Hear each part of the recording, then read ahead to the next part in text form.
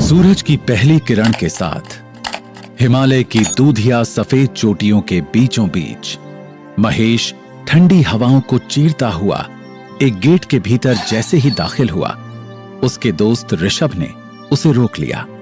अरे महेश, तुम सुबह तड़के इतनी ठंड में आश्रम में क्या कर रहे हो? तुम्हें याद नहीं? अरे आज तो गुरुजी हमें उस अजन्मे, सब युक्त, संयमी परमात्मा के बारे में बताने वाले हैं, जिसकी शुरुआत, मध्य, अंत, रूप, प्रकृति और सार हम नहीं जान पा रहे हैं।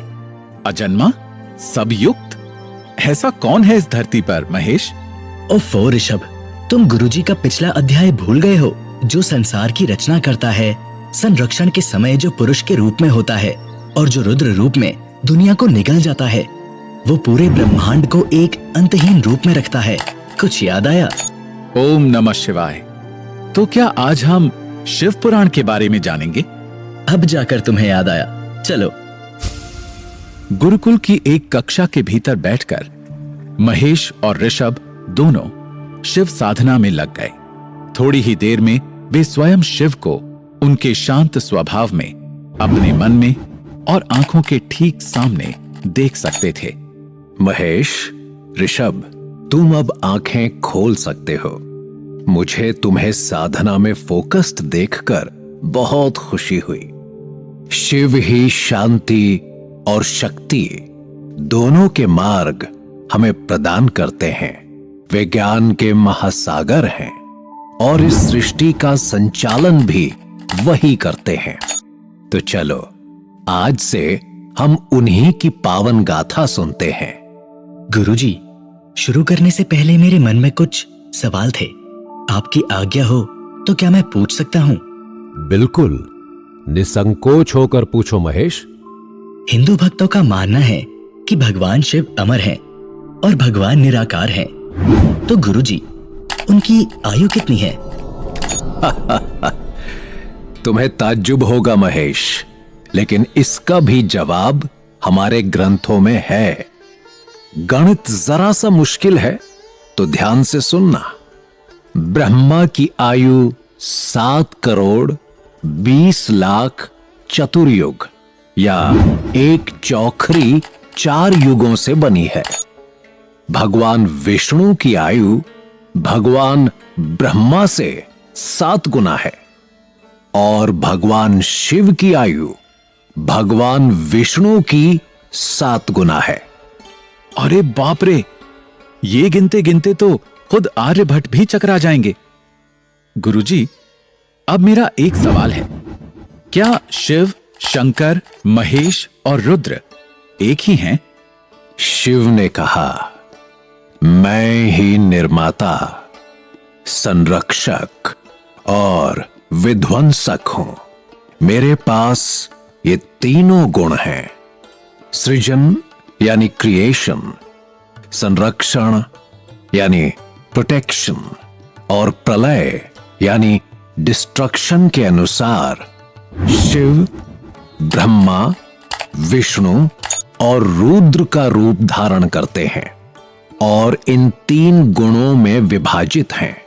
ब्रह्मा सृष्टि करता है, श्रीहरि रक्षक और रुद्र विनाशकारी। उमा नाम से प्रसिद्ध परमेश्वरी प्रकृति देवी है। उनका शक्ति रूप वाग्देवी केवल ब्रह्मा जी ही लेंगे। बाद में इस प्रकृति देवी से दूसरी शक्ति जो प्रकट होगी वो लक्ष्मी रूप होगी और विष्णु का आश्रय लेगी। बाद में फिर से काली नाम के साथ तीसरी शक्ति जो दिखाई देगी वह निश्चित रूप से शिव के हिस्से को प्राप्त होगी, यानी रुद्रदेव।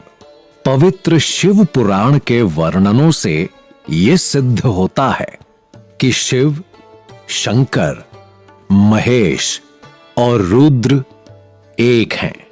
मेरे मन में शिव को लेकर कई और सवाल हैं गुरुजी। क्या उन सब के उत्तर मुझे पवित्र शिव पुराण में मिलेंगे? महेश, क्या तुम जानते हो, हिंदू धर्म में 18 पुराण शैलियों में से शिव पुराण सबसे अधिक बार पढ़ा जाने वाला पुराण है। ये ग्रंथ हिंदू भगवान शिव और उनकी पत्नी देवी पार्वती की गाथा सुनाता है।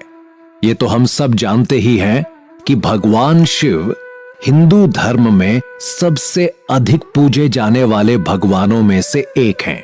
शिव महापुराण में 12 संहिता या अध्यायों का संग्रह मिलता है जो भगवान शिव के जीवन के कई पहलुओं का वर्णन करते हैं।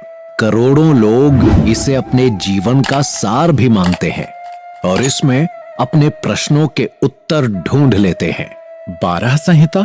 आखिर ये ग्रंथ लिखा किसने गुरुजी? वेद व्यास। इन महर्षि के शिष्य राम शरण ने संस्कृत में ये ग्रंथ लिखा। इसका जीवन में अध्ययन कौन कर सकता है गुरुजी? महेश, शिव पुराण उन लोगों द्वारा पूजनीय है जो मानते हैं कि भगवान शिव पूर्ण देव हैं। सैकड़ों सालों से भक्त और लोग नियमित धार्मिक अभ्यास के रूप में अपने घरों पर शिव पुराण पढ़ते आए हैं। आज शिव पुराण भारतीयों के लिए संस्कृत और हिंदी और विदेशियों के लिए अंग्रेजी और कई और भाषाओं में भी उपलब्ध है। इसे हर कोई आसानी से पढ़ सकता है। इसका मतलब कि इस संसार के संरक्षक की गाथा आज पूरा विश्व पढ़ता है। गुरुजी, मुझे शिव पुराण का ज्ञान दीजिए और सभी 12 संहिताओं का वर्णन कीजिए। आओ महेश, ऋषभ, सुनो महादेव की गाथा और इसका पवित्र ज्ञान स्वयं दूसरों तक भी पहुंचाओ। पहला अध्याय है सूत जी द्वारा शिव पुराण की महिमा का वर्णन। पावन शिव पुराण का संपूर्ण ज्ञान पाने के लिए बने रहिए हमारे साथ अगले एपिसोड में, सिर्फ